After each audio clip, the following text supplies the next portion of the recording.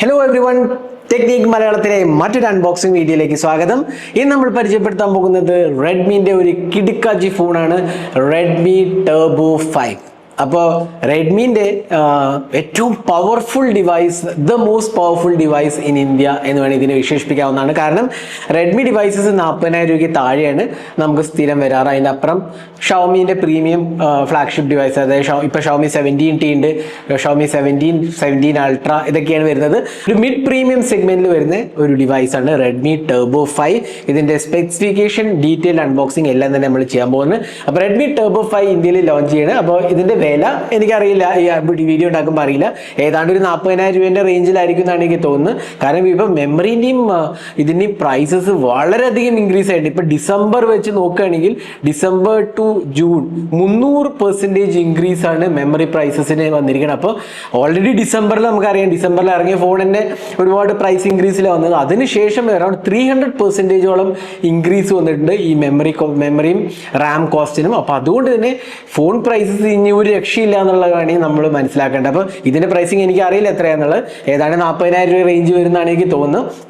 അപ്പോൾ ഇതിൻ്റെ ഒരു അൺബോക്സിംഗ് ആണ് നമ്മൾ ചെയ്യാൻ പോകുന്നത്. അപ്പോൾ എപ്പോഴത്തെ പോലെ ഈ ചാനൽ ആദ്യമായിട്ടാണെങ്കിൽ സബ്സ്ക്രൈബ് ബട്ടൺ ഒന്ന് പ്രസ് ചെയ്യുക, അതേപോലെ തന്നെ ബെൽ ഐക്കൺ ക്ലിക്ക് ചെയ്യുമ്പോൾ നിങ്ങൾക്ക് എല്ലാ വീഡിയോസിൻ്റെയും നോട്ടിഫിക്കേഷൻ കൂടെ ലഭിക്കുന്നതാണ്. അപ്പോൾ നമുക്ക് തുടങ്ങാം. ഇതാണ് റെഡ്മി ടർബോ 5ൻ്റെ box package. MediaTek Dimensity 8500 ultra, up to 24 GB RAM. അത് റാം എക്സ്റ്റൻഷൻ വഴിയാണ്. അപ്പോൾ ഇത്തവണത്തെ ബോക്സ് എന്ന് പറഞ്ഞാൽ കംപ്ലീറ്റ്ലി വൈറ്റ് ആണ്. സാധാരണ റെഡ്മിൻ്റെ ബോക്സ് ഒക്കെ റെഡ് കളറാണ് വരുന്നത്. അപ്പോൾ റെഡ്മി ബൈ ഷവോമി എന്ന് എഴുതിയതാണ്. ബോക്സിൻ്റെ ബാക്കിൽ നമുക്ക് ഹാർഡ്വെയർ ആസ്പെക്ട്സ് കൊടുത്തിട്ടുണ്ട്. MediaTek Dimensity 8500 ultra, LPDDR5X ultra Ram plus UFS 4.1. ഇതൊരു ഇമ്പോർട്ടൻ്റ് ആണ്. അൾട്ര റാം എന്ന് പറഞ്ഞാൽ കുറേ കൂടെ ഫാസ്റ്റ് റാമാണ്, പക്ഷെ അത് 12 GB വേരിയന്റിൽ മാത്രമേ ഉള്ളൂ. അപ്പോൾ ആ ഒരു ഫീച്ചർ വേണമെങ്കിൽ 12 GB റാം എടുക്കണം. UFS storage 4.1 through out the devices ആണ്. പിന്നെ 7540 mAh ബാറ്ററി, സിലിക്കൺ കാർബൺ ബാറ്ററിയാണ്. 100 watt fast charging, 27 watt wired reverse charging ഉണ്ട്. അതായത് റിവേഴ്സ് ചാർജിങ് വരെ 27 watt സപ്പോർട്ട് ചെയ്യുന്നുണ്ട് എന്നുള്ളതാണ്. 6.59 inches 120 Hz AMOLED display, 50 MP Sony camera, 20 MP selfie camera, പിന്നെ premium glass finish ആണ്. ഐസ് ലൂപ്പ് കൂളിംഗ് ടെക്നോളജി ഉണ്ട്, അതായത് 3D ഐസ് ലൂപ്പ് കൂളിംഗ് ഉണ്ട്. ടെമ്പറേച്ചർ കൺട്രോൾ ചെയ്യാൻ IP66, 68, 69, 69K എല്ലാം തന്നെ റേറ്റഡ് ആണ്. പിന്നെ HDR 10+ ഡിസ്പ്ലേ, ഡോൾബി വിഷനും സപ്പോർട്ടഡ് ആണ്. Coring gorilla glass 7i protection ആണ്. നമ്മുടെ ഉള്ളത് നൈട്രോ ബ്ലൂ എന്ന് പറയുന്ന കളറാണ്. 12 256 GB വേരിയന്റ് ആണ് വന്നിരിക്കുന്നത്. അപ്പോൾ അഗെയിൻ ഇതിൻ്റെ വില നമുക്ക് ഇപ്പം അറിയില്ല. അപ്പോൾ ബോക്സും തുറക്കാം. ബോക്സ് തുറക്കുമ്പോൾ തന്നെ മുകളിൽ റെഡ്മീൻ്റെ ബോക്സ് കാണാം. അപ്പോൾ ഇതിനകത്ത് നമുക്ക് കിട്ടുന്ന ഒരു സിം ഇജക്റ്റ് പിന്നാണ്. അതുകൂടാണ്ട് തന്നെ ഒരു ബ്ലാക്ക് കേസാണ്. നമുക്ക് ടിപ്പിക്കൽ വരുന്ന ഒരു ബ്ലാക്ക് കേസ് ഉണ്ടല്ലോ ഷവോമീൻ്റെ ഡിവൈസിലൊക്കെ, ആ ഒരു കേസ് തന്നെയാണ് കൊടുത്തിരിക്കുന്നത്. റെഡ്മി ബ്രാൻഡിങ് കാണാം. പിന്നെ ഇതിനകത്ത് ക്വിക്ക് സ്റ്റാർട്ട് ഗൈഡ് കാണാൻ സാധിക്കും. പിന്നെ സാർ വാല്യൂ ഇൻട്രസ്റ്റ് ആണെങ്കിൽ 0.862 ഹെഡ് സാറും 0.724 ബോഡി സാറുമാണ് ഇതിൻ്റെ വരുന്നത്. അപ്പോൾ ഇതൊന്ന് മാറ്റി വയ്ക്കാം. ഡിവൈസ് ഒന്ന് എടുക്കാം. അതുകൂടാതെ നമുക്ക് വരുന്നത് 100 വാട്ടിൻ്റെ അഡാപ്റ്ററാണ്. 100 വാട്ട് അഡാപ്റ്ററും ഒരു ചാർജിങ് കേബിളുമാണ്. അപ്പോൾ ഇത്രയാണ് ബോക്സിനകത്ത് വരുന്നത്. ഇനി ഡിവൈസ് ഒന്ന് പുറത്തേക്ക് എടുക്കാം. അപ്പോൾ ഇതാണ് റെഡ്മി ടർബോ 5. അപ്പോൾ ഫസ്റ്റ് തിങ്, അടിപൊളി ലുക്സ് ആണ്. ലുക്സിൻ്റെ കാര്യത്തിൽ ഒരു രക്ഷയില്ല. ഇത് കംപ്ലീറ്റ്ലി ഗ്ലാസ് ഫിനിഷ് ആണ്. ഇതും ഗ്ലാസ് ആണ്. ഇത് മെറ്റൽ ഫ്രെയിമാണ്, അലുമിനിയം ഫ്രെയിമാണ്. അതിനൊപ്പം തന്നെ ഫ്രണ്ടിലും ഗ്ലാസ് ആണ്. രണ്ടും ടഫ് ആൻഡ് ഗ്ലാസ് ആണ്. ഗോറില്ല ഗ്ലാസ് 7i പ്രൊട്ടക്ഷൻ ആണ് നമുക്ക് ഡിസ്പ്ലേയിൽ വരുന്നത്. ഇതും നല്ലൊരു പ്രൊട്ടക്റ്റഡ് ഗ്ലാസ് ആണ്. റെഡ്മിൻ്റെ ബ്രാൻഡിങ് കാണാം. ഡ്യുവൽ ക്യാമറ 50+8 MP ക്യാമറയാണ്. LED ഫ്ലാഷും കാണാം. ഇവിടെ നമുക്ക് ആൻറ്റിന ബാൻഡ്സ് ഉണ്ട്, മെറ്റൽ ബിൽഡാണ്. ആൻറ്റിന ബാൻഡ്സ് കാണാം. പവർ ആൻഡ് വോളിയം കീസ് ആണ് വരുന്നത്. മുകൾ ഭാഗത്ത് IR ബ്ലാസ്റ്റർ ഉണ്ട്.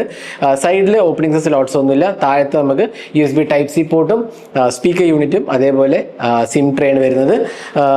പിന്നെ ഇവിടെ നമുക്ക് സ്പീക്കർ യൂണിറ്റ് ഉണ്ട്.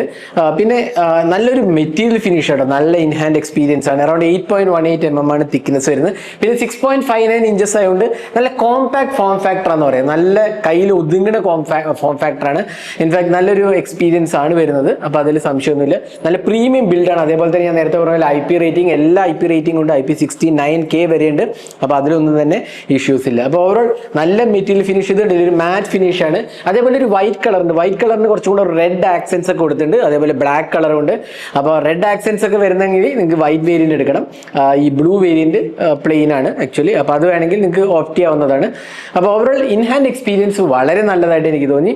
ഇനി ഫ്രണ്ട് ഡിസ്പ്ലേൻ്റെ കാര്യം വരുമ്പോൾ നമുക്ക് ഇവിടെ ബെസൽസ് ഒക്കെ വളരെ മിനിമൽ ബെസൽസ് ആണ്. പഞ്ച് ഹോൾ സെൽഫി ക്യാമറയും ഒക്കെ തന്നെ നല്ല ഭംഗിയിൽ കൊടുത്തിട്ടുണ്ട് പറയാം. പിന്നെ എഡ്ജസ് കേർവ്ഡ് ആയതുകൊണ്ട് ഇൻഹാൻഡ് എക്സ്പീരിയൻസും നല്ലതാണ്. അപ്പോൾ ഇതാണ് ഡിവൈസിന്റെ ഒരു basic hardware aspects, I mean design and build quality കുറിച്ച് പറയുകയാണെങ്കിൽ നല്ല സോളിഡ് ബിൽഡാണ് ഇത് ഓഫർ ചെയ്തിട്ടുള്ളത്. ഡിസ്പ്ലേയിലേക്ക് പോവുകയാണെങ്കിൽ നമുക്ക് കിട്ടുന്നത് 1.5K AMOLED ഡിസ്പ്ലേ ആണ്, 460 പിക്സൽസ് പെർ ഇഞ്ച് ആണ്, വളരെ മനോഹരമായ ഒരു ഡിസ്പ്ലേ ആണ്, 120 ഹെർട്സ് ആണ്, 3500 നിറ്റ്സ് ഓഫ് പീക്ക് ബ്രൈറ്റ്നസ്, വളരെ ബ്രൈറ്റ് ഡിസ്പ്ലേ ആണ്. നമ്മൾ ഔട്ട്ഡോർ വിസിബിലിറ്റി ഒക്കെ നോക്കുകയാണെങ്കിൽ തന്നെ വളരെ മികച്ച ഒരു ഡിസ്പ്ലേ ആണ്. പിന്നെ ഡോൾബി വിഷൻ സപ്പോർട്ട് ഉണ്ട്. അപ്പോൾ ഈ ഒരു പ്രൈസ് സെഗ്മെന്റിൽ കിട്ടാവുന്ന ഒരു ഹൈ എൻഡ് ക്വാളിറ്റി ഡിസ്പ്ലേ എന്ന് പറയുന്നതിൽ ഒരു സംശയമില്ല. 3500 nits, Dolby vision, 460 pixels per inch, 1.5K AMOLED. അപ്പോൾ അതുകൊണ്ട് തന്നെ നല്ല എക്സ്പീരിയൻസ് ആണ്. പിന്നെ ഗോറില്ല ഗ്ലാസ് 7i പ്രൊട്ടക്ഷനും ഇൻക്ലൂഡഡ് ആണ്. അപ്പോൾ ഡിസ്പ്ലേ ക്വാളിറ്റി വളരെ നല്ലതാണ്, നല്ല ടച്ച് റെസ്പോൺസും, കളേഴ്സ് ഒക്കെ വളരെ റിച്ച് ടോൺസ് ആണ് വരുന്നത്. ഇൻഫാക്ട് മൂവീസ് ഒക്കെ കാണുകയാണെങ്കിൽ അടിപൊളി എക്സ്പീരിയൻസ്. പിന്നെ ബെസൽസ് ആണെങ്കിലും ഓൾമോസ്റ്റ് സിമിലർ ബെസൽസ് ആണ് എല്ലാ സൈഡിലും കൊടുത്തിരിക്കുന്നത്. അതുകൊണ്ട് തന്നെ ആ ഒരു എക്സ്പീരിയൻസ് മികച്ചതാക്കുന്നുള്ളതിൽ ഒരു സംശയമില്ല. അപ്പോൾ ഡിസ്പ്ലേ എക്സ്പീരിയൻസ് വളരെ മികച്ചതാണ്. ഔട്ട്ഡോർ ബ്രൈറ്റ്നസ് ആണെങ്കിലും ഇൻഡോർ യൂസേജ് ആണെങ്കിലും നല്ലൊരു ബ്രൈറ്റ് ആൻഡ് വിവിഡ് ഡിസ്പ്ലേ ആണ് ഇതിനകത്ത് ഓഫർ ചെയ്തിട്ടുള്ളത്. ഇനി നമുക്ക് ഇതിന്റെ സോഫ്റ്റ്വെയറിലേക്ക് പോകാം. ഇതിനകത്ത് വരുന്നത് ഹൈപ്പർ OS ആണ്. നമുക്കറിയാം ഹൈപ്പർ OSനെ കുറിച്ച് ഞാൻ വിശദമായി പറയേണ്ട ആവശ്യമില്ല. ഹൈപ്പർ OS എല്ലാ ഷോമി ഡിവൈസിലും റെഡ്മി ഡിവൈസിലും വരുന്നതാണ്. ഹൈപ്പർ OS 3.0.3 ആണ്. നമുക്ക് ഡീറ്റെയിൽ സ്പെക്സ് കാണാൻ സാധിക്കും. Android 16 out of the box ആണ്. 4+6 years ഓഫ് ആൻഡ്രോയിഡ് അപ്ഡേറ്റ്സ് ആണ് പോളിസി വരുന്നത്. അപ്പം 4 വർഷം ആൻഡ്രോയിഡ് അപ്ഡേറ്റ്സും 6 വർഷത്തെ സെക്യൂരിറ്റി പാച്ചസും കിട്ടുന്നുള്ളതാണ്. ഇപ്പം നമുക്ക് കിട്ടിയിരിക്കുന്നത് Android 16 out of the box ആണ്. പിന്നെ UI എക്സ്പീരിയൻസ് വളരെ നല്ലതാണ്. നല്ല ഹാപ്റ്റിക് ഫീഡ്ബാക്കും നല്ല ഓവറോൾ സ്മൂത്ത് UI എക്സ്പീരിയൻസ് ആണ്. അതേപോലെ തന്നെ ഇപ്പോഴത്തെ ഹൈപ്പർ OSൽ ഒരുപാട് ഓപ്ഷൻസ് ഉണ്ട്. അതായത് ഹൈപ്പർ ഐലൻഡ് എന്ന് പറഞ്ഞ ഓപ്ഷൻ ഉണ്ട്. അപ്പോൾ നമ്മൾ പാട്ട് കേൾക്കുകയാണെങ്കിലും ഒക്കെ ഇവിടെ നമുക്ക് ഹൈപ്പർ ഐലൻഡ് കാണാം. നോട്ടിഫിക്കേഷൻസ് എല്ലാം ഈ ഹൈപ്പർ ഐലൻഡിൽ വരുന്നുള്ളതാണ്. പിന്നെ അതേപോലെ തന്നെ ഷോമിൻ്റെ ഹൈപ്പർ AI ഓപ്ഷൻസ് ഉണ്ടല്ലോ, ഒരുപാട് ഓപ്ഷൻസ് ഉണ്ട്. AI ടൂൾസിന് വളരെ മികച്ച ഒരു എക്സ്പീരിയൻസ് കൂടിയാണ് ഇത് തരുന്നത്. അതുകൂടാതെ നമുക്ക് റെഗുലർ എന്താ പറയുക പേഴ്സണലൈസേഷൻ ഓപ്ഷൻസും ഉണ്ട്. കസ്റ്റമൈസേഷൻ കണ്ടില്ലേ, ഒരുപാട് കസ്റ്റമൈസേഷൻ ഓപ്ഷൻസും അവൈലബിൾ ആണ്. അപ്പോൾ ഓവറോൾ UI എക്സ്പീരിയൻസ് വളരെ മികച്ചതാണ്. ഇതുണ്ടല്ലേ നല്ല സ്മൂത്ത് എക്സ്പീരിയൻസ് ആണ്. പക്ഷേ ബ്ലോട്ട്വെയറിന്റെ കാര്യം പറയുകയാണെങ്കിൽ ഡെഫിനറ്റ്ലി ബ്ലോട്ട്വെയർസ് ഉണ്ട്. ഇതുണ്ടല്ലേ ഒരുപാട് ഗെയിംസ് ഇൻക്ലൂഡഡ് ആണ്. ഇതുണ്ടല്ലേ ഇതൊക്കെ ബ്ലോട്ട്വെയർസ് ആണ്. അപ്പോൾ ഗെയിംസ് ഒരുപാടുണ്ട്. ഇപ്പോൾ എൻ്റെ ഒരു 7-8 ഗെയിംസ് മിനിമം ഉണ്ട്, 7 അതിൽ കൂടുതലുണ്ട്. പക്ഷെ എല്ലാമാണ് നമുക്ക് അൺഇൻസ്റ്റാൾ ചെയ്ത് കളയാന്നുള്ളതാണ് ഒരു അഡ്വാൻറ്റേജ്. പക്ഷെ ബാക്കിയുള്ള ആപ്സ് ഒക്കെ ഞാൻ ഇൻസ്റ്റാൾ ചെയ്ത കേട്ടോ. ഈ ഗെയിംസ് ആണ് ഇതിനകത്ത് വരുന്ന ബ്ലോട്ട്വെയർസ് എന്ന് പറയാവുന്നത്. പക്ഷെ അത് നമുക്ക് അൺഇൻസ്റ്റാൾ ചെയ്ത് കളയാന്നുള്ളത് ഒരു ആശ്വാസമുള്ള കാര്യമാണ്. ജസ്റ്റ് ഒരു 5 മിനിറ്റത്തെ കാര്യമേ ഉള്ളൂ. അത് നമുക്ക് എല്ലാം തന്നെ അൺഇൻസ്റ്റാൾ ചെയ്ത് കളഞ്ഞു കഴിഞ്ഞാൽ വളരെ സ്മൂത്ത് ആയിട്ട് റൺ ചെയ്യും.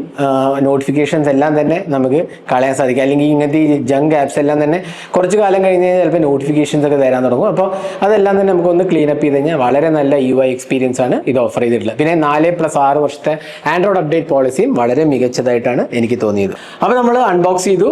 ഡിസ്പ്ലേ ഡിസൈൻ ബിൽഡ് ക്വാളിറ്റിയെ കുറിച്ച് വളരെ നല്ലൊരു ഇൻഹാൻഡ് എക്സ്പീരിയൻസ് ആണ് ഈ ഒരു ഡിവൈസ് ഓഫർ ചെയ്തിരിക്കുന്നത്. അതുപോലെ സോഫ്റ്റ്വെയർ കാര്യം നല്ലതാണ്.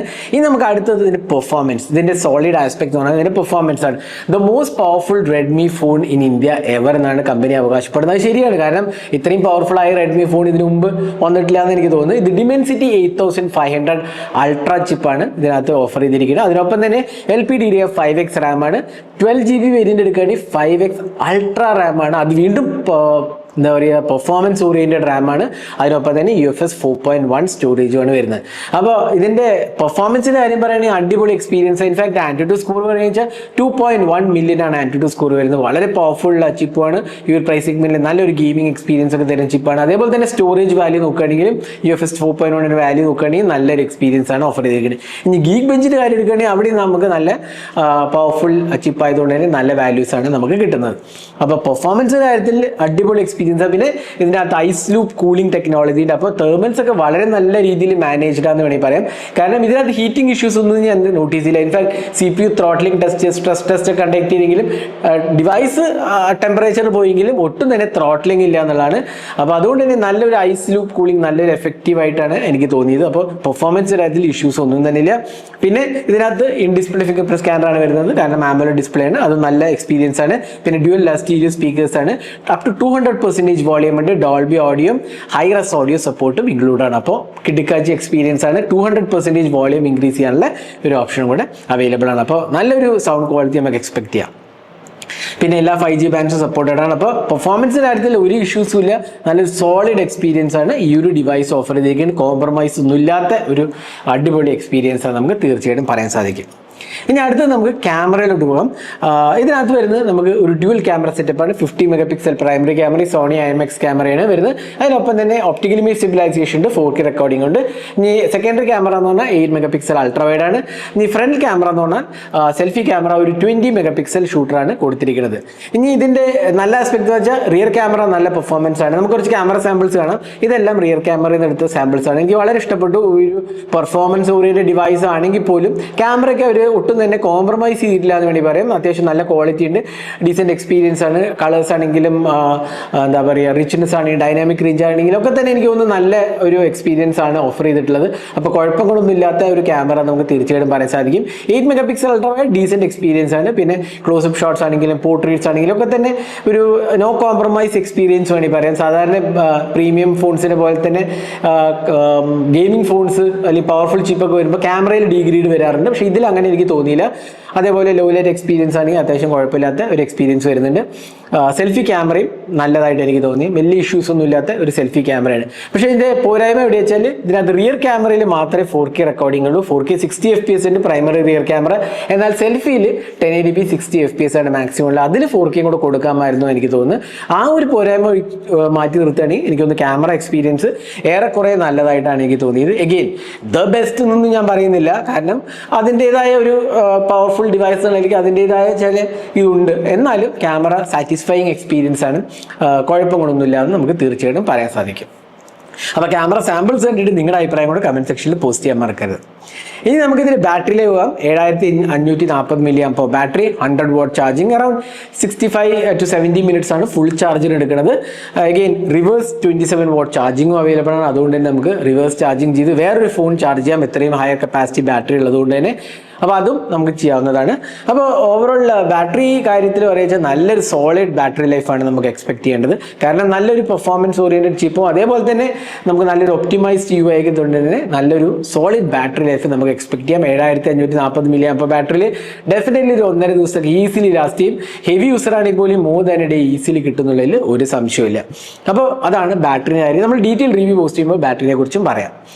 അപ്പോൾ ഇതായിരുന്നു റെഡ്മി ടർബോ 5ന്റെ ഓവറോൾ ഒരു എക്സ്പീരിയൻസ്. അപ്പോൾ ഓവറോൾ നല്ലൊരു പാക്കേജ് ആയിട്ട് എനിക്ക് തോന്നുന്നത്. ഇതിന്റെ വില എഗെയിൻ നമുക്കറിയില്ല, അറൌണ്ട് 40,000 റേഞ്ചിലായിരിക്കുന്നതിന് മാത്രമേ എനിക്ക് തോന്നുന്നുള്ളൂ. അപ്പോൾ ആ ഒരു റേഞ്ച് ആണെങ്കിൽ നല്ലൊരു ഡിവൈസാന്ന് പറയാം. വലിയ കോംപ്രമൈസസ് ഒന്നും ഇല്ലാത്ത ഒരു ഡിവൈസാണ്. നല്ല സോളിഡ് ഹാർഡ്വെയർ, അതേപോലെ build quality, fit and finish, display ആണെങ്കിലും എല്ലാം തന്നെ നല്ല സോഫ്റ്റ്വെയർ ആണ്. 4+6 years ആൻഡ്രോയിഡ് അപ്ഡേറ്റ്സ് ഉണ്ട്. പെർഫോമൻസും നല്ലതാണ്. ഏറ്റവും നല്ല ഹാർഡ്വെയർ ആണ് വരുന്നത്. ക്യാമറയും ആക്സെപ്റ്റബിൾ ക്യാമറയാണ്.